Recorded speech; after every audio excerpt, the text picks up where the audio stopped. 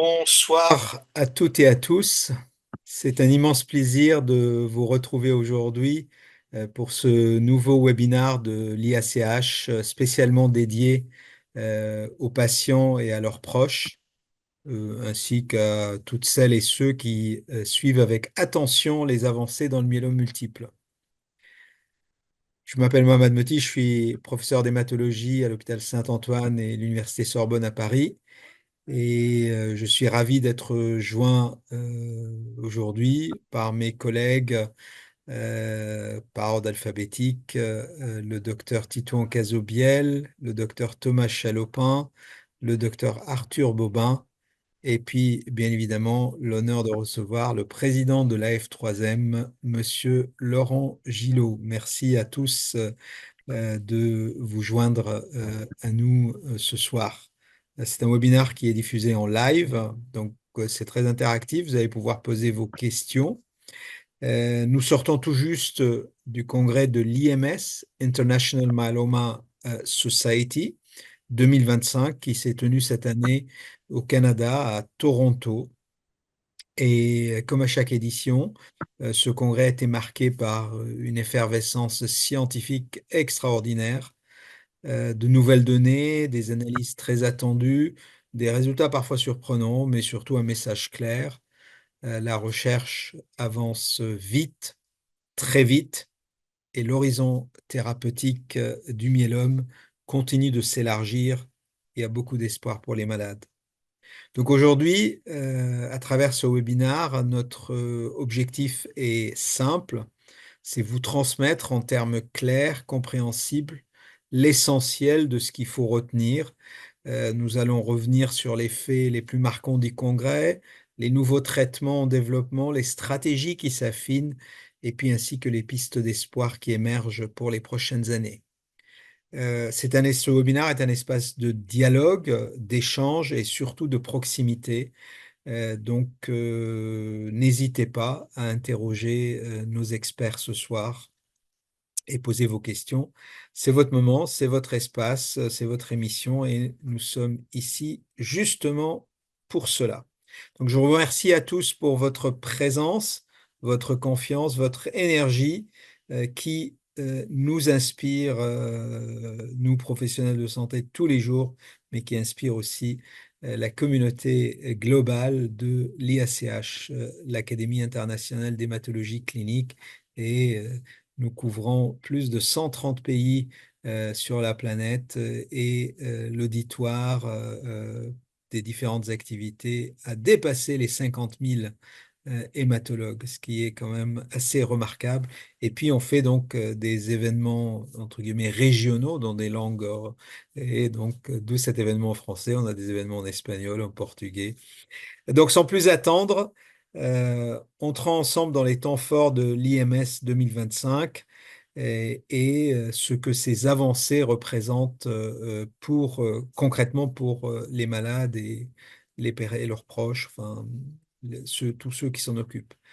Bon, bah, messieurs, bonsoir. Merci de dédier un peu de votre temps. Je sais que aussi bien Titouan, Thomas et Arthur, vous êtes, même si ça ne se voit pas toujours très clair, sur le lieu de votre travail. Donc, on est encore plus reconnaissant. Alors, première question. Bon, on va commencer peut-être dans l'ordre. Peut-être qui peut nous faire une mise à jour sur les traitements de greffe, la sélection des malades pour les greffes, les autogreffes, et aujourd'hui, quels sont les standards, puisqu'il me semble que les choses deviennent de plus en plus standardisées pour les quelques années à venir. Qui va démarrer? Thomas, je vois, il a ouvert son micro. Ah non, là, on ne l'entend pas par contre, à Thomas. Alors, je prends le relais pendant que Thomas gère son micro. Titouan. Vous m'entendez? Ouais, allez, on y va. Alors oui, oui, effectivement, on a eu un congrès très intéressant à Toronto de l'IMS sur la question de l'autogreffe. Donc, c'est une procédure avec, pour rappel, avec tout d'abord une chimiothérapie intensive avec une drogue qui s'appelle le melphalan, puis ensuite la réinjection de cellules souches. Euh, Là maintenant, les recommandations sont assez claires. Euh, les patients qui sont éligibles, donc qui vont pouvoir supporter cette procédure d'autogreffe, c'est les patients qui vont avoir entre moins de 65-70 ans en fonction de ce qu'on appelle les comorbidités, donc des antécédents médicaux pour savoir si c'est possible. Et ça a été démontré dans de nombreux essais. Et jusqu'à présent, donc on réalise cette procédure d'autogreffe chez ces patients-là de moins de 65, 70 ans. Il n'y a pas eu beaucoup de nouvelles données à l'IMS par rapport à ça, mais ça avait déjà été confirmé dans de nombreux essais, notamment l'année dernière. Donc voilà, par rapport à l'autogreffe, on a eu pour ces patients éligibles à l'autogreffe surtout l'arrivée des immunothérapies. On en reparlera potentiellement plus tard, mais c'est à peu près tout sur les patients autogreffables. Alors, merci toutefois, en résumé très très clair. Aujourd'hui, la procédure d'autogreffe, et c'est vrai que les critères d'éligibilité sont relativement euh, faciles, c'est en fonction des comorbidités, des antécédents, de la fragilité des malades. L'âge joue un rôle, mais ce n'est pas exclusivement l'âge. On peut être un peu plus âgé, mais en pleine forme. On peut être moins âgé, mais avec quelques antécédents significatifs. Euh, Et d'ailleurs, lors de ce congrès, il a été montré aussi, ça j'ai trouvé ça très intéressant, que la fragilité, comme on peut parler des patients, c'est quelque chose qui était évolutif. Donc, ce qu'on voit nous tout le temps en pratique, c'est-à-dire qu'un patient, il peut être fragile initialement, mais en lien avec la maladie et avec le traitement, cette fragilité va évoluer. Donc ça peut être des choses effectivement que nous, on va évaluer au fur et à mesure des consultations.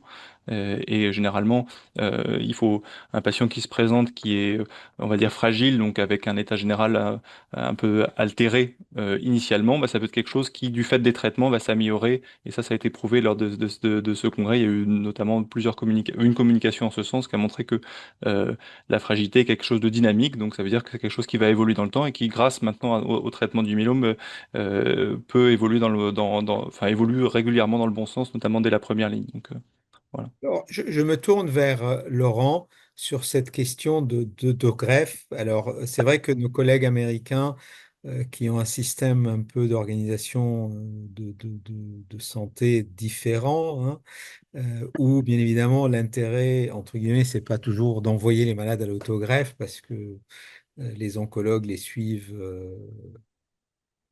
plus proches, enfin dans des centres, ce qu'on appelle des hôpitaux de communauté, entre guillemets. Quel est aujourd'hui, alors que pourtant l'autogreffe, comme l'a souligné Titouan, c'est quand même un traitement bien établi. On a aujourd'hui des résultats, des anticipations de résultats qui sont remarquables, hein. On parle de plus de 15 ans de survie sans progression de la maladie grâce à l'autogreffe. Et pourtant, l'autogreffe, elle a une mauvaise presse parce qu'on est obligé d'être hospitalisé en général parce qu'il y a l'aplasie, il y a la mucite, hein, l'inflammation de la bouche et ça fait mal. Et puis bien sûr les diarrhées, les infections, la fièvre. Quelle est aujourd'hui, comment évolue l'attitude des malades, Laurent? Alors, bonsoir à tous. D'abord, l'autogreffe, c'est sans doute une partie du traitement où il y a le plus de discussions au niveau des malades, avec chacun raconte son autogreffe, et il y a beaucoup, je dirais, parfois de représentations qui sont pas forcément justes parce que c'est des comparaisons et les comparaisons n'est pas raison, surtout dans le myélome où chacun est vraiment différent. Ce qui est très nouveau, je pense, au niveau de l'autogreffe, c'est qu'avec tous ces tout nouveaux traitements qui marchent bien, notamment l'immunothérapie, et puis il y a eu quand même un essai qui a été pas mal médiatisé récemment, l'essai Midas, et les malades se posent la question, mais est-ce qu'on a encore vraiment besoin d'autogreffe, quoi? Et, et ça, c'est vraiment une question. Est-ce qu'on pourrait enfin se passer de l'autogreffe? C'est des questions qui sont souvent posées. Et l'autre question qui est souvent posée, pour laquelle il faut qu'on rassure, c'est pour les malades de plus de 70 ans et qui n'ont pas d'autogreffe. Est-ce que c'est pas parce que si j'ai pas d'autogreffe, est-ce que je vais mourir tout de suite ou est-ce que je vais avoir une perte de chance importante? Et donc, on est souvent amené à rassurer les malades, et je pense que vous allez dire qu'on a raison de le faire, sur le fait que c'est pas parce qu'on a plus de 70 ans et qu'on n'a pas d'autogreffe qu'on a une perte de chance. Voilà. Autour de l'autographe, je dirais, c'est les deux aspects. Ceux qui peuvent en bénéficier, qui ont envie de se dire, j'aimerais bien m'en passer, et ceux qui ne peuvent pas l'avoir, qui disent, mais si je ne l'ai pas, est-ce que je vais perdre des chances de survie importantes? Alors, on va revenir, Laurent, et le commentaire est très important, hein. On va revenir tout à l'heure sur les traitements sans autogreffe et leur évolution, et qui, effectivement, on peut dire d'emblée, il n'y a pas de perte de chance, puisque ce sont des traitements redoutablement efficaces.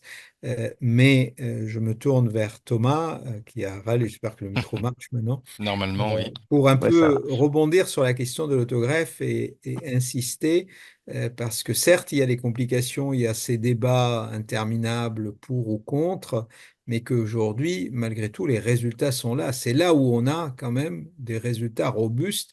On fait des autogreffes depuis le début des années 90. Aucun autre traitement dans le myélome a ce recul et ces résultats consolidés. Oui, c'est vrai qu'aujourd'hui, on arrive à bien gérer les autogreffes. Parfois, les premières semaines peuvent être faites à la maison avec des hospitalisations à domicile. Les complications sont maintenant plutôt bien connues, les mucites avec les photobiomodulations, etc. Enfin, on voit qu'on arrive à bien gérer les effets indésirables de l'autogreffe.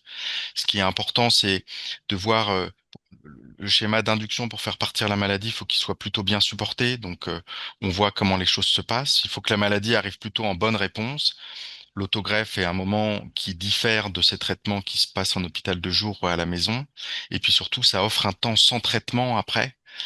Contrairement aux patients de plus de 70 ans, on fait l'autogreffe, c'est dur. Après, il faut qu'on entretienne ce qu'on a fait avant et pendant l'autogreffe. Mais à partir d'un moment donné, il n'y a plus de traitement.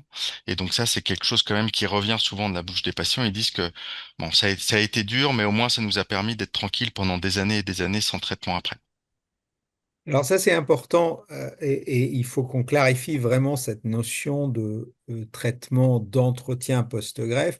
C'est vrai que c'est pas, le traitement ne s'arrête pas au moment où on fait la grosse chimiothérapie, boum boum, le melphalan et l'hospitalisation, mais il y a quand même un peu de traitement d'entretien après. Et c'est là où des fois ça fait peur parce que si on va sur Internet, on lit que c'est ad aeternatum tout le temps, mais globalement, les malades sont traités pendant 2 ou 3 ans en général pour un traitement d'entretien.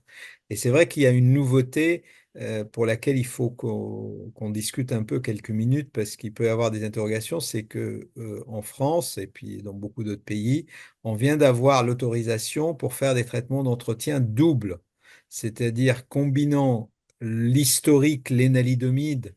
Alors d'habitude, on ne parle pas de nom de marque dans ces émissions IACH, mais bon, là, pour les malades, on est obligé de dire que c'est le Revlimid parce qu'ils ont connu cette marque quand même pour la plupart. Et d'habitude, c'est ça le traitement historique, ce sont les comprimés de Revlimid, lénalidomide. Mais aujourd'hui, pour les nouveaux malades, le traitement d'entretien, on rajoute un anticorps monoclonal, notamment le daratumumab ou encore Darzalex. Et ça, c'est important parce qu'il y a un switch. Alors, d'emblée, je dis, ceux qui prennent le lénalidomide, il n'y a pas de raison qu'on leur rajoute tout de suite le daratumumab parce que euh, si tout se passe bien sur l'énalédomide seul, vous restez, vous ne réclamez pas autre chose. Mais peut-être un commentaire, Arthur, sur cette problématique de double entretien et son avantage et puis son intérêt. Oui, il est vrai que récemment, on a eu quand même un nouvel intérêt hein, pour cette phase de maintenance, avec la volonté de faire un peu mieux et peut-être moins toxique également que le lénalidomide, donc que quasiment tous les patients ont pu expérimenter. Actuellement, voilà, comme vous l'avez rappelé, on prend du Revlimid pendant 2 à 3 ans, mais on sait qu'il y a des problématiques digestives qui ont plutôt en plus tendance à s'aggraver un petit peu au fil du temps. Même si c'est un traitement oral, hein, c'est vrai qu'il n'est pas dénué d'effets secondaires. Et donc, on a vu apparaître cet ajout donc, du daratumumab, comme vous l'avez cité, sur la base de l'essai Perseus. Et donc, le dara, lui, se fait par injection sous-cutanée, donc il n'y a pas de problématique supplémentaire, hormis bah, évidemment une venue en hôpital de jour, mais de plus en plus, le daratumumab peut se faire aussi en HAD. On peut alterner des phases où c'est assez rapide, même en hôpital de jour, hein. Et donc, on le fait une fois par mois, et cela pour une durée de 2 à 3 ans. Ce qui fait aussi, et nous, ça a été le cas parfois en pratique, c'est que si le patient ne tolère plus le lénaludomide, on peut peut-être poursuivre avec le daratumumab seul, et donc garder ce fameux traitement d'entretien, et vous avez rappelé son importance, c'est-à-dire de garder quand même un traitement à la suite de l'autogreffe. Et à ce titre-là, on a aussi eu un essai à l'IMS qui s'appelle l'essai Auriga, qui donc randomisait le daratumumab associé au lénalidomide, donc DR versus le Revlimid seul. Le petit bémol de cette étude, c'est que les patients au préalable n'avaient jamais reçu de daratumumab, ce qui n'est pas le cas actuellement. Comme Titouan le rappelait tout à l'heure, tous les patients reçoivent du dara aujourd'hui chez nous en France en induction, mais ça donne quand même une piste en plus de l'essai Perseus pour cette fameuse maintenance double.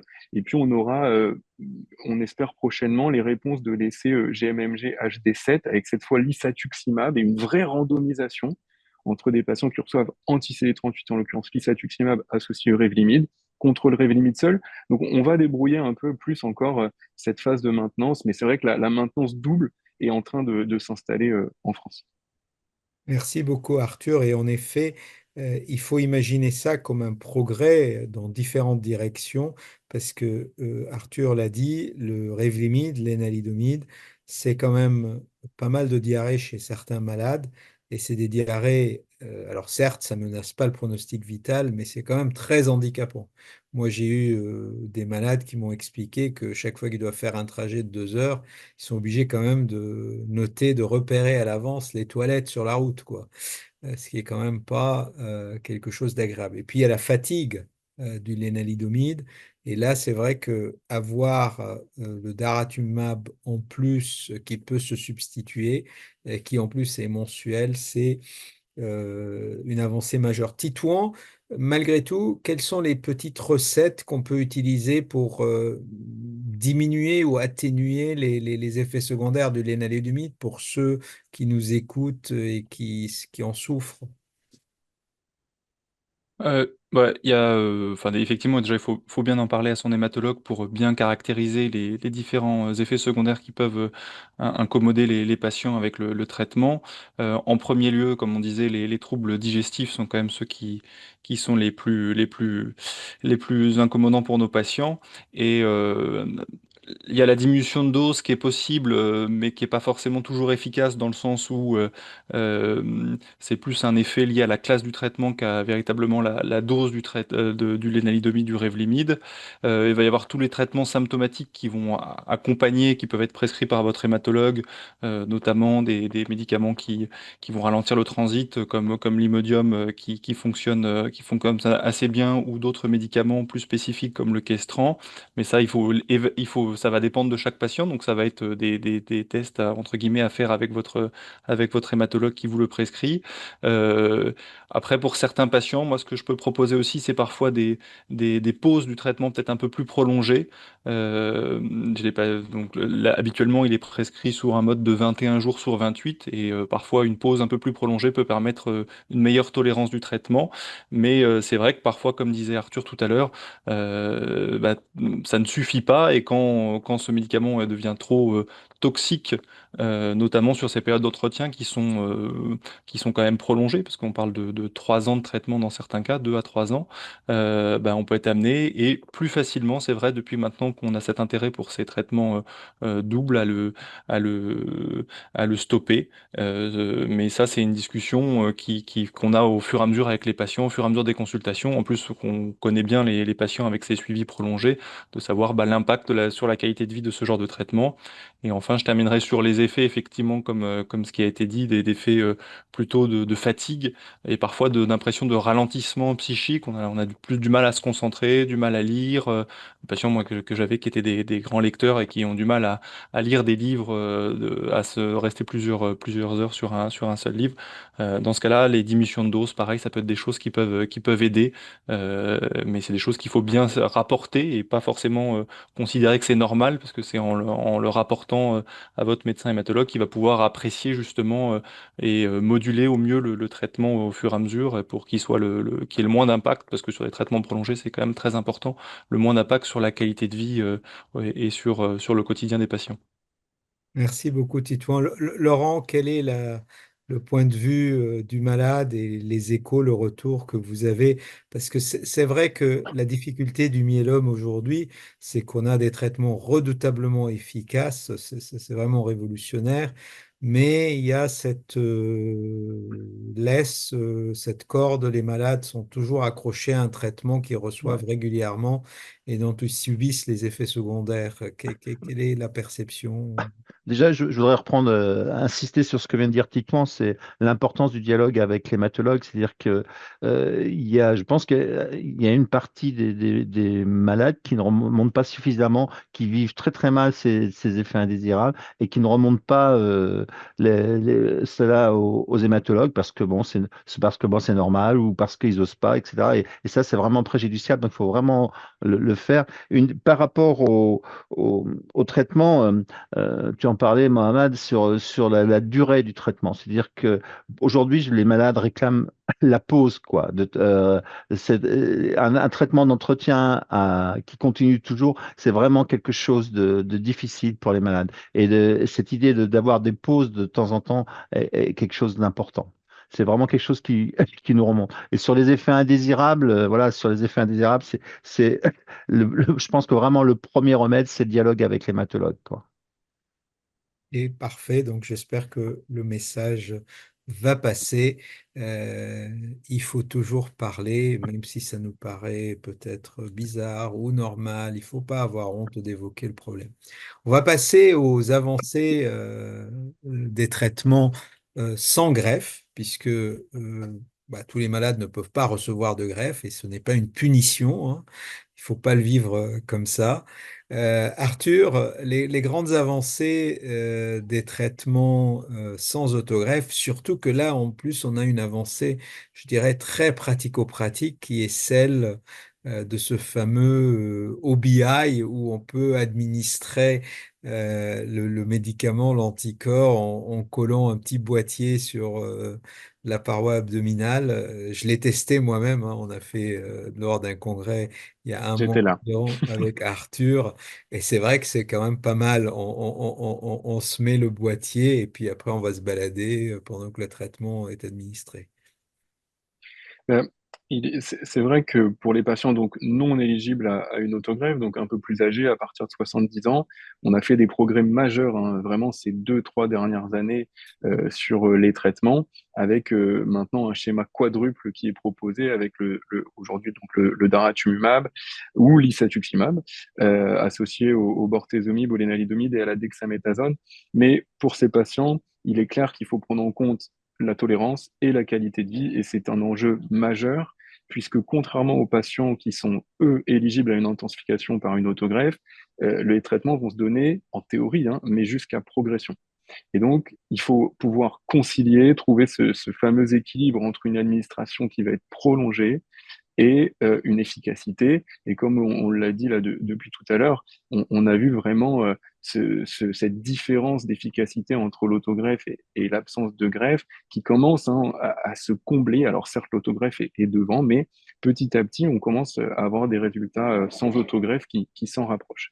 Et puis voilà, une petite innovation qu'on a eu la chance aussi de porter en France avec l'IFM, avec l'étude ISA-SOCUT, c'est une administration un peu innovante de l'isatuximab, puisqu'aujourd'hui le daratumumab se fait en injection sous-cutanée, mais c'est une aiguille avec un produit qui est un peu épais. C'est une injection qui se fait dans le ventre ou dans la cuisse des patients et qui dure quand même quelques minutes avec une infirmière vraiment qui a besoin d'injecter le produit. Et l'étude ISA-SOCUT avec l'isatuximab a proposé un dispositif, vous le disiez, avec un boîtier, une plus petite aiguille qui se pose sur le site d'injection du patient, hein, généralement son ventre, et puis l'infirmière peut faire autre chose, le patient aussi, une administration, on dit en anglais hands-free, hein, sans les mains, et voilà, c'est pas un progrès en termes d'efficacité, mais ça peut être un progrès à terme aussi pour la qualité de vie, avec des perspectives d'utilisation à domicile, on n'y est pas encore, mais on espère d'ailleurs que ce produit sera, pour l'instant, il est réservé aux essais thérapeutiques, mais il y a des perspectives de son arrivée dans un an à peu près, sans trop trahir, je crois, nos amis de l'industrie pharmaceutique, mais ça va arriver pour les patients. Je crois que tous les progrès sont bons à prendre. Donc, il est important de travailler là-dessus. Alors, on reçoit des questions d'auditoire et c'est une excellente chose. Par contre, Viviane, malheureusement, votre question, elle est très, je dirais, personnelle. Euh, je ne pourrais pas solliciter le panel pour y répondre parce que c'est plus une consultation personnelle. Donc, vous pardonnerez le fait que j'ignore cette question. Par contre, on reviendra sur la question de Monsieur Hamada et puis d'autres questions au moment où on va parler des rechutes. Justement, Thomas, pour continuer dans la rubrique des malades non éligibles à la greffe ou des malades très âgés, aujourd'hui, là aussi, on a vu des évolutions puisque les standards de traitement, c'était plutôt trois médicaments, un anticorps comme daratumumab ou isatuximab, le lénalidomide, le fameux Revlimid, la cortisone, hélas, et on va parler de comment on va s'en débarrasser il y a quelques résultats déjà. Et puis maintenant, on a cette option, plus ou moins on rajoute un quatrième médicament, en l'occurrence le Velcade. Je vais utiliser le nom commercial parce que, pareil, beaucoup de malades le connaissent. Alors, un petit mot là-dessus pour dire comment on sélectionne, parce que, pareil, les malades en salle d'attente, ils parlent entre eux et ils disent, ah bon, mais toi, tu as ça, mais moi, il me manque ce médicament, pourquoi on ne me le fait pas? Alors, il faut savoir qu'on ne fait pas les choses au hasard, hein. En tout cas, j'ose espérer. Et ça, il faut rassurer tout le monde, c'est que certes, on n'est peut-être pas aussi fort que l'intelligence artificielle encore, mais malgré tout, le cerveau du docteur et de l'infirmière essaye de faire des choses de manière rationnelle et raisonnable.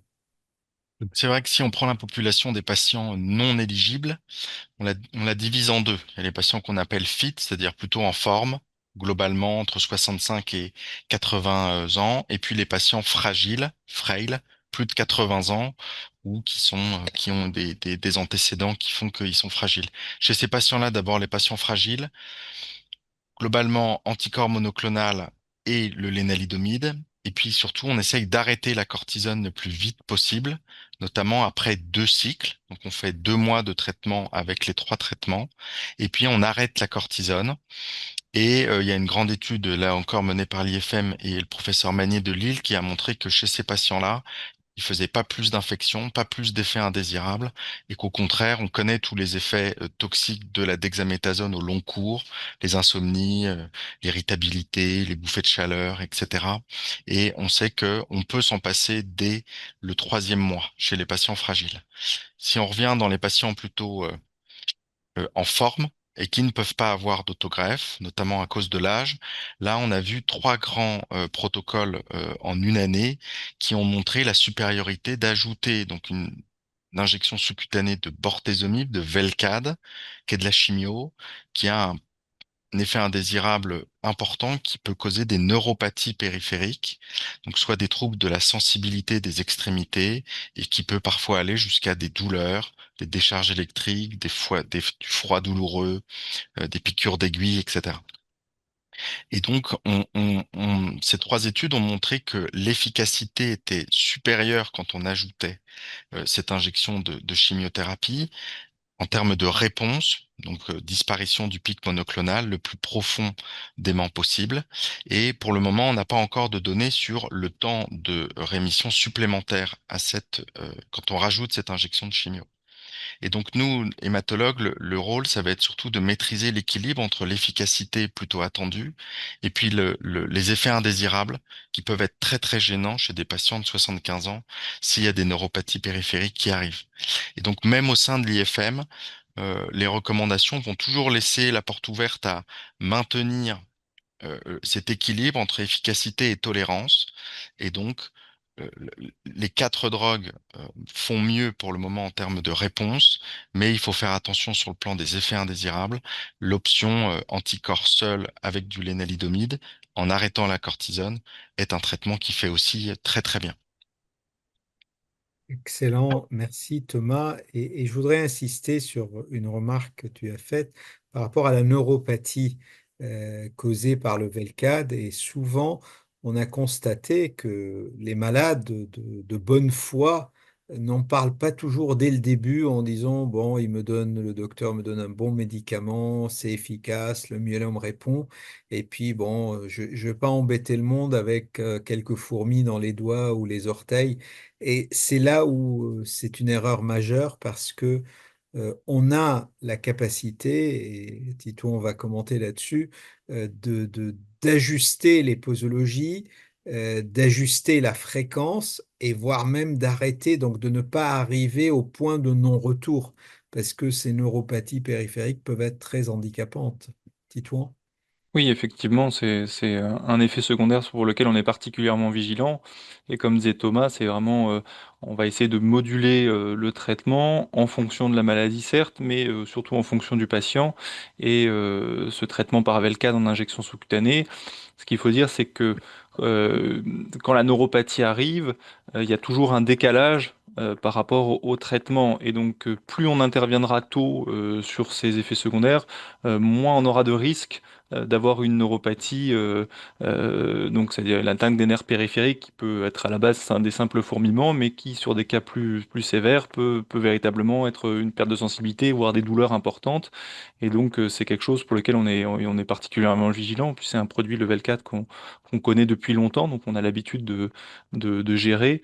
Et donc ouais, effectivement, qu'on va être amené soit à diminuer la dose, espacer, voire assez rapidement si on estime qu'il y a un risque de neuropathie avec potentiellement des séquelles dans le temps, arrêter, parce que pour avoir des consultations régulièrement avec les patients qui ont des neuropathies, c'est quelque chose qui est véritablement euh, gênant au quotidien, et même sur des neuropathies assez faibles, qui peut être en fonction en plus des activités des patients, un patient qui va avoir besoin d'une sensibilité très fine au niveau des doigts notamment, par exemple, ça peut le gêner au quotidien, donc faut que nous on puisse s'adapter et qu'en fonction du ressenti des patients, effectivement, comme ce qui a été dit, le plus précocement possible, pouvoir adapter le traitement dès les premiers mois de traitement.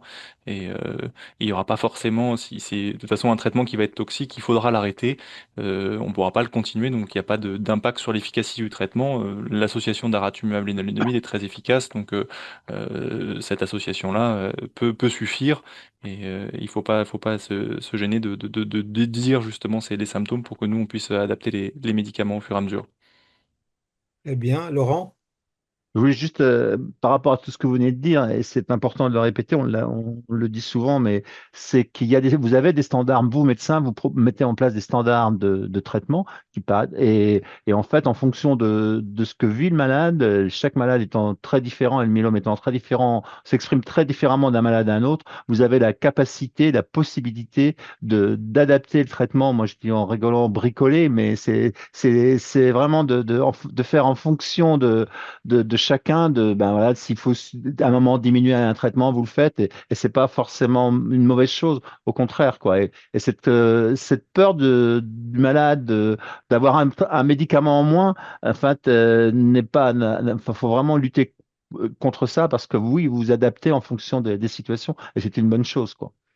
Non, mais c'est une très bonne remarque, et là, je voudrais rajouter quelque chose, et je le pense, je le crois vraiment.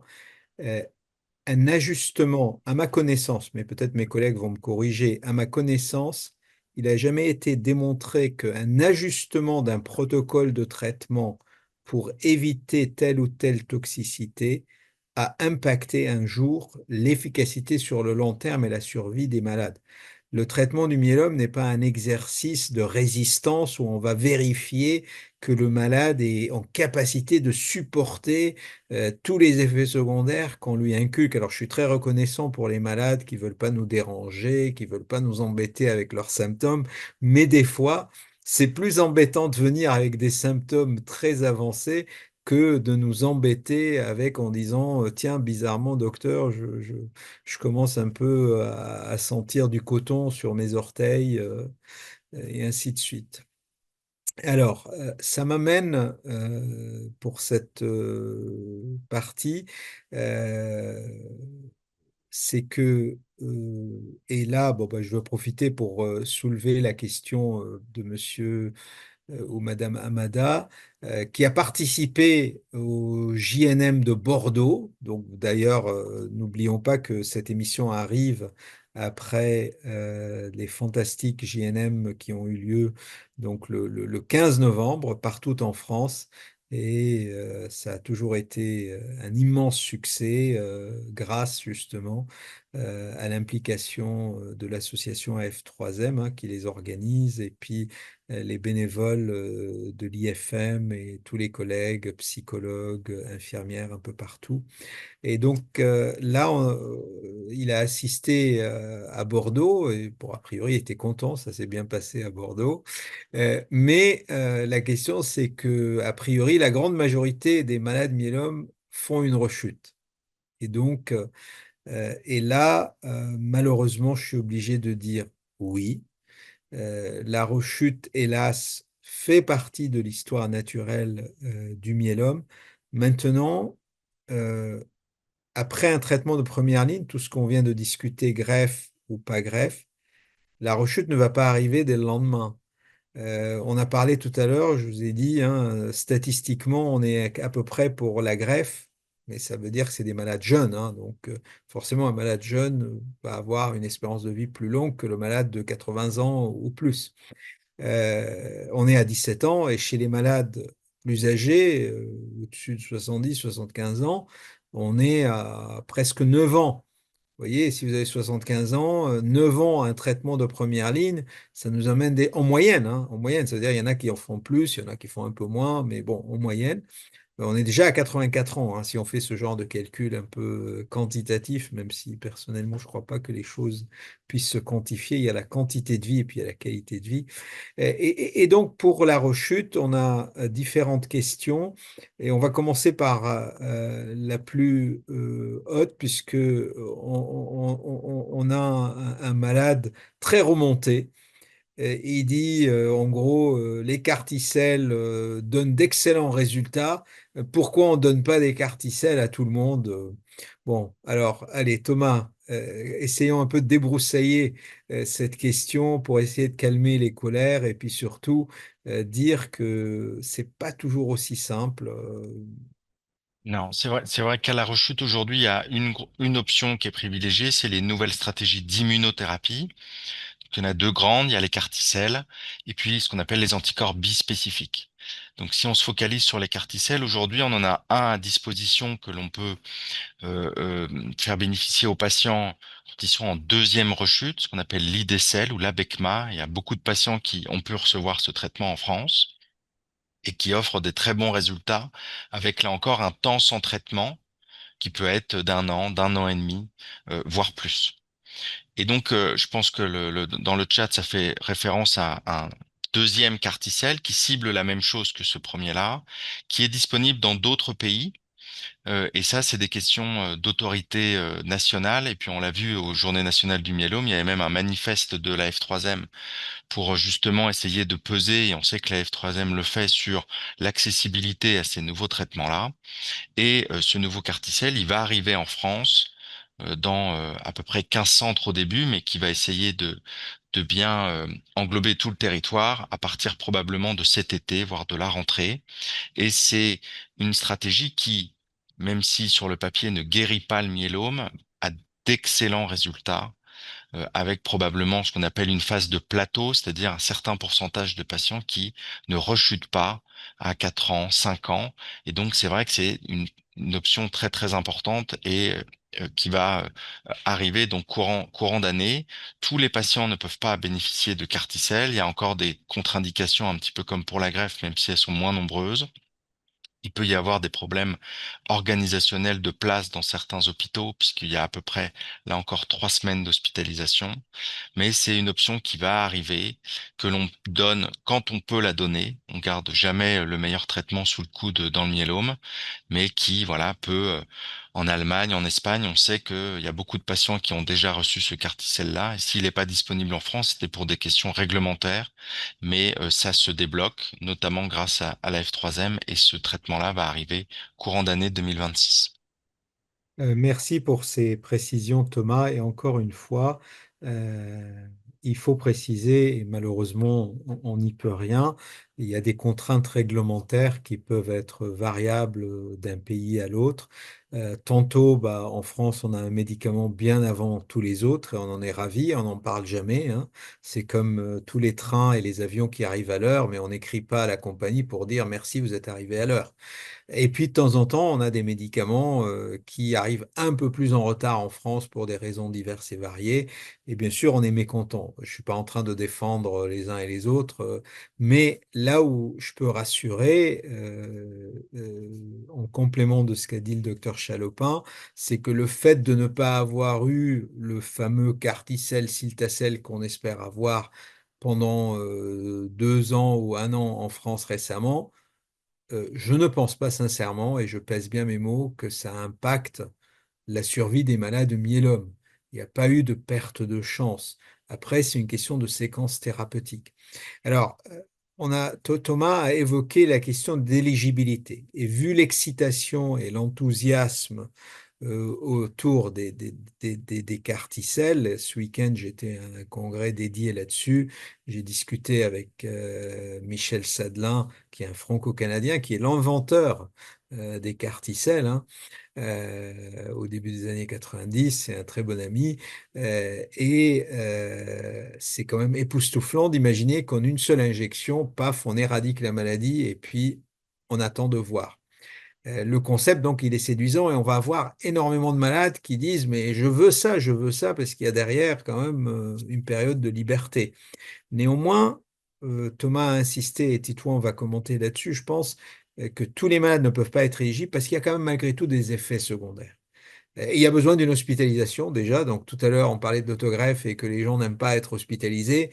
Bah, les carticelles, on ne va pas pouvoir les faire à la maison, hein. En tout cas pas encore. Donc il y a besoin quand même d'être hospitalisé.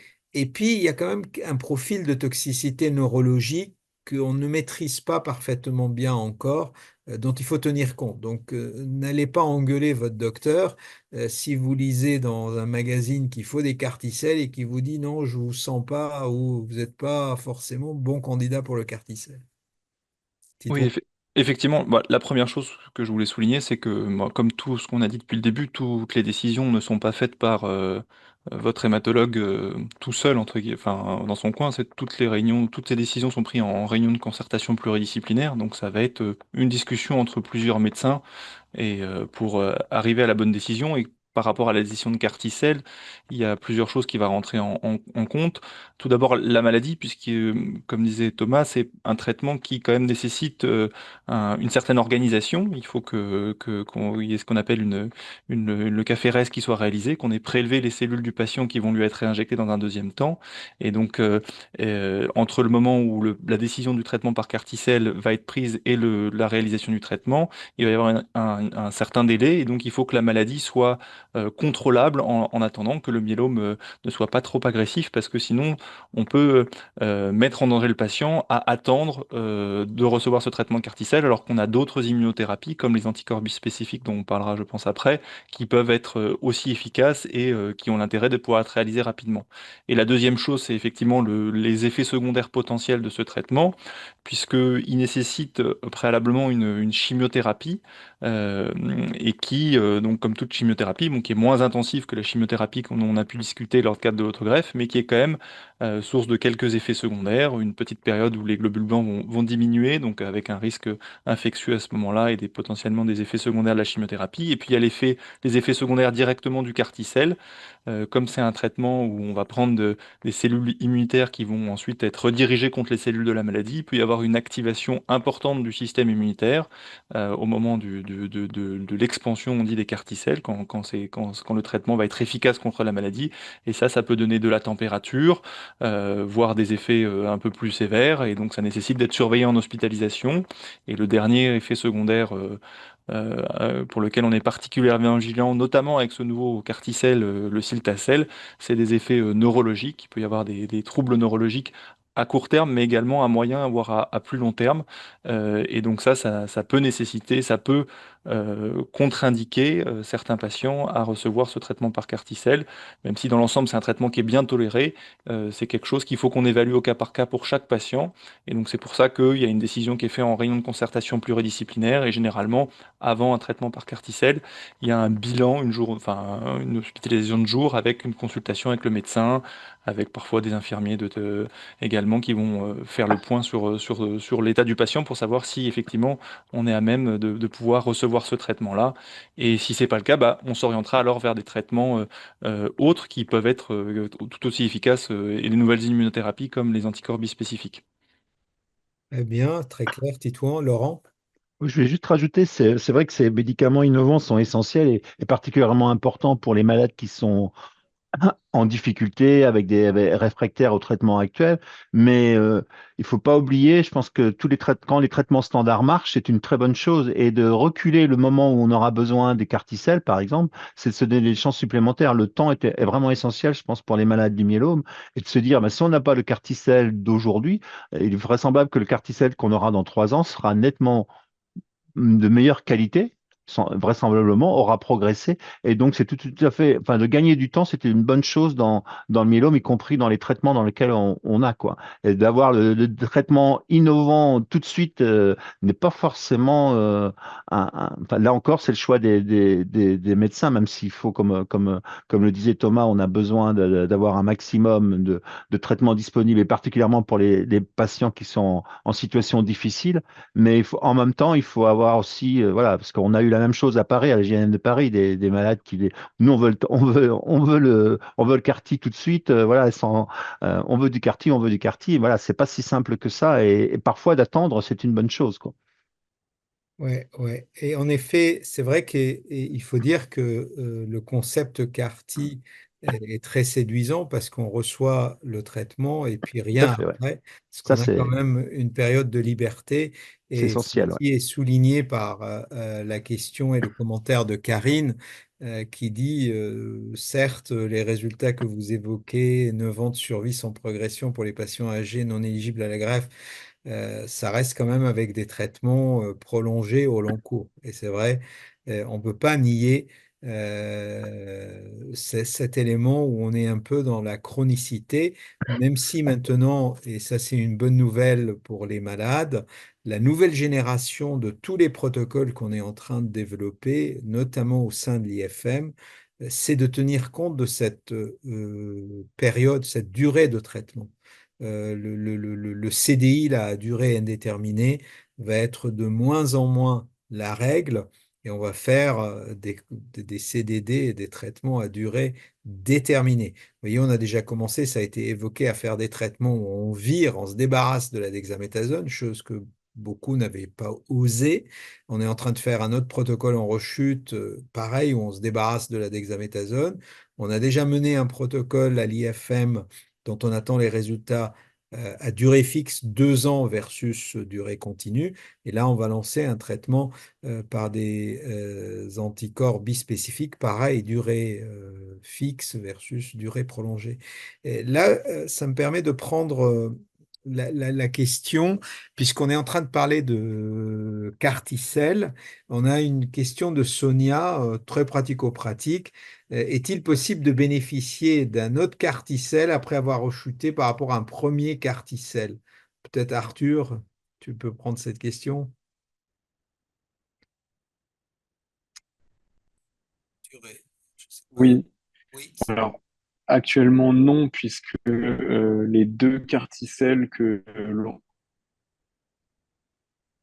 vous Ah, m'entendez? des problèmes de connexion, Ouais, je pense, avec Arthur. On va vous peut-être switcher à m'entendez? Thomas pour répondre à cette question.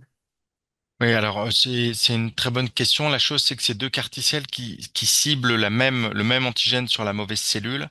Et donc la chose importante, c'est si le patient ou la patiente rechute après le premier carticelle, il faudra avoir le cœur net et savoir si la cellule exprime toujours cette fameuse cible. Ça paraît être un paramètre important.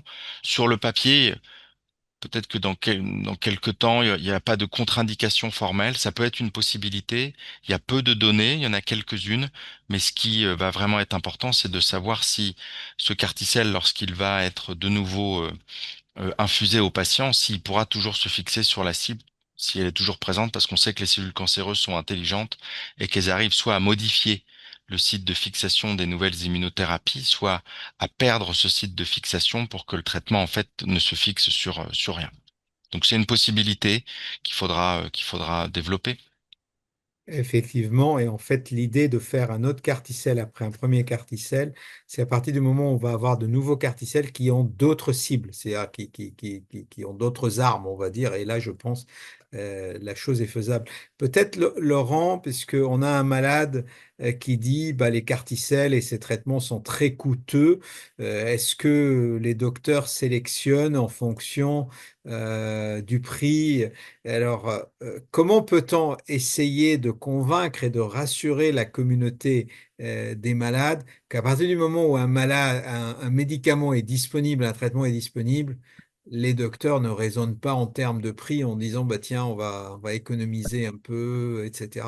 Je ne sais pas, c'est une question qui revient souvent parce Oui, que elle nous est revenue là, à la GNM à Paris, on avait 300 malades et aidants, hein, et cette question, voilà, cette suspicion presque vis-à-vis des médecins, tes collègues présents ont essayé de les convaincre que non, et vraiment le discours qu'on a, quel que soit le traitement, c'est de dire, tout à l'heure, je ne sais plus si c'est Titouan ou Arthur parlait des réunions de RCP, hein, des réunions de discussion que vous avez entre médecins pour savoir le choix, faut vraiment, et on n'arrête pas de le marteler à la F3M, c'est que le traitement qui est proposé, c'est assurément le meilleur traitement possible pour ce malade, pour le malade qu'on est, et pas pour le voisin, et le prix ne rentre pas en compte, hein. Le prix, c'est une autre bataille qu'on peut mener ailleurs, dans d'autres, je dirais, sur d'autres registres, mais pas au moment où, et c'est pour ça que nous, on se bat, c'est qu'une fois que le traitement est disponible, il est sur les possibilités que vous avez, vous, médecin, à donner, voilà, vous donnez le traitement qui est disponible et le meilleur traitement possible. Et ça, c'est quelque chose que on essaye justement quand on fait comme on a fait là ce manifeste, c'est Thomas qui en parlait, c'est de bien différencier les choses. C'est-à-dire que voilà, il y a des choses à faire évoluer, s'investir pour que les choses évoluent dans les pratiques administratives ou politiques, mais sur les pratiques médicales, du moment qu'un traitement est disponible, eh ben, voilà, il est disponible et vous donnez le meilleur qui est possible pour ce malade-là. Et absolument. juste une remarque, et ça c'était assez fort, y compris pour les malades âgés.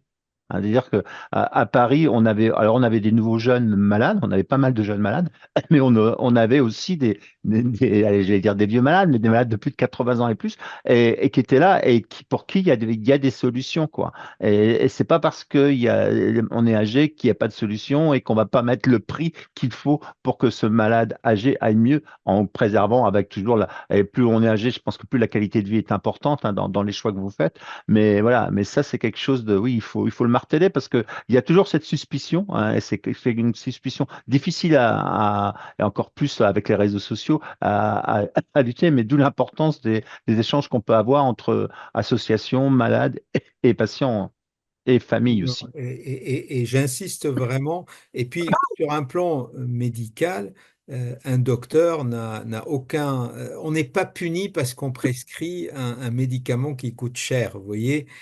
Ça, c'est aussi à avoir à l'esprit quand on soigne des malades qui ont des cancers comme le myélome.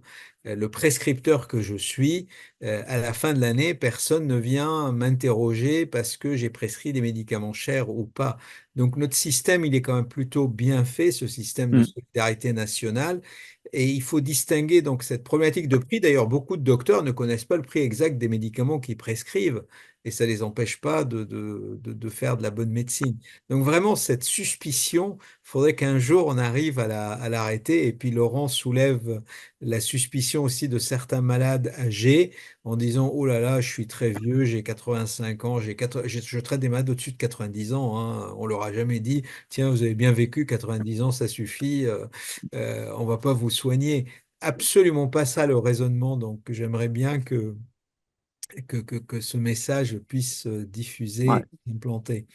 Et juste, Mohamed, pour insister, c'est en fait le critère, y compris quand on est âgé, c'est le critère de qualité de vie qui prend bien plus d'importance et qui a une importance essentielle et pas du tout le prix, quoi. C'est vraiment la qualité de vie d'abord qui.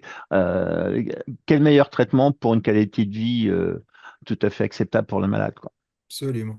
Alors justement, on a pas mal de questions. Là, on parle de carticelle. Comme si un malade, on a une question de Marie-Josée qui dit, bon, je ne suis pas éligible au carticelle. Quels sont les autres traitements d'immunothérapie et d'anticorps bispécifiques disponibles ou qui vont arriver?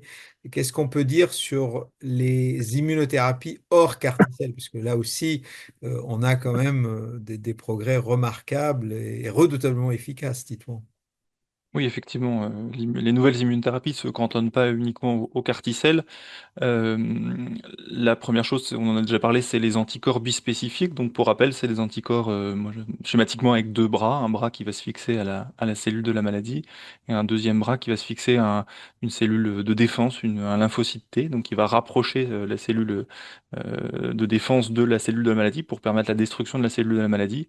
Donc, c'est des traitements qui sont par injection sous-cutanée. En France, on en utilise deux, le teclistamab et l'elranatamab, dans le cadre de la pratique courante. Et c'est des traitements qui sont du coup très faciles d'accès, puisque on les a dans la pharmacie de l'hôpital et on peut les faire tout de suite et qui ont des efficacités similaires au Carticel, avec par contre l'inconvénient entre guillemets d'être des traitements qui sont comme les traitements pour les patients avec un myélome en rechute qui se font en continu, même si maintenant on a de plus en plus d'expériences où on voit qu'on peut stopper le traitement quand il y a des problématiques d'effets secondaires avec des réponses qui se prolongent dans le temps. Donc ça, c'est les premières choses. C'est ce teclistamab et saleratanab, c'est des traitements maintenant qui sont passés vraiment en pratique clinique et qu'on a l'habitude d'utiliser.